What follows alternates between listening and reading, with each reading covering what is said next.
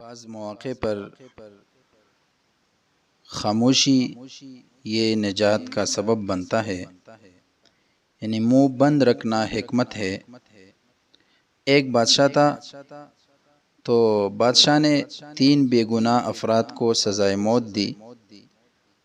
بادشاہ کے حکم کی تعمیل میں ان تینوں کو پھانسی گھاٹ پہ لے جایا گیا، جہاں ایک بہت بڑا لکڑی کا تختہ تھا، جس کے ساتھ پتھروں سے بنا ایک مینار، اور مینار پر ایک بہت بڑا بھاری پتھر مضبوط رسے سے باندھا ہوا ایک چرخے پر جھول رہا تھا۔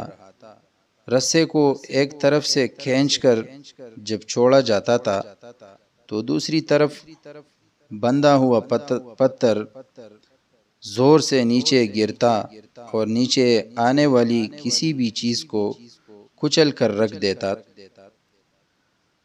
تو اسی اثناء میں چنانچہ ان تینوں کو اس موت کے تختے کے ساتھ کھڑا کیا گیا۔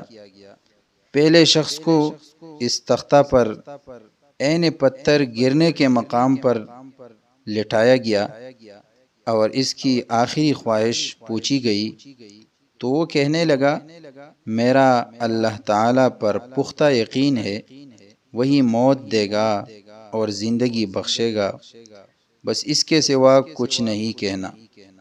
اس کے بعد رسے کو جیسے ہی کھولا تو پتھر پوری قوت سے نیچے آیا اور اس شخص کے سر کے اوپر آ کر رک گیا۔ یہ دیکھ کر سب حیران رہ گئے۔ جو بھی مجمع تھا، وہاں بادشاہ تھے، بہت سے لوگ تھے، وہ حیران رہ گئے، اور پختہ یقین کی وجہ سے اس کی جان بچ گئی اور رسہ واپس کھینچ لیا گیا۔ اس کے بعد دوسرے کی باری تھی۔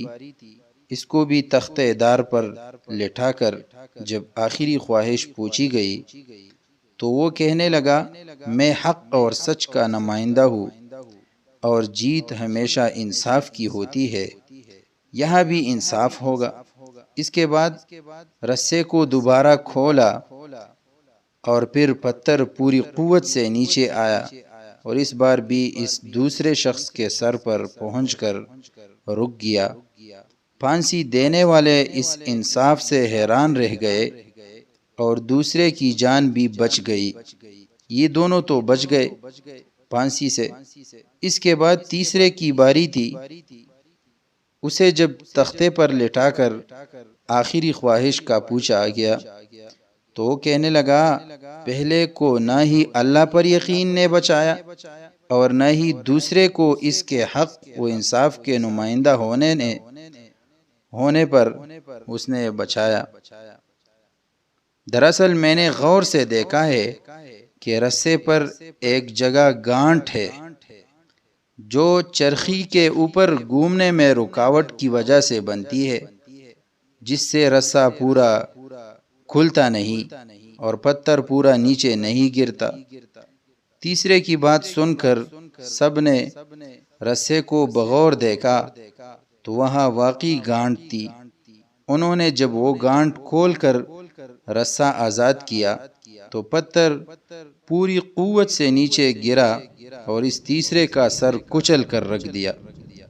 تو اس حکایت اور قصے کا نتیجہ یہ ہے کہ بعض اوقات بہت کچھ جانتے ہوئے بھی منہ بند رکھنا یہ حکمت میں شمار ہوتا ہے۔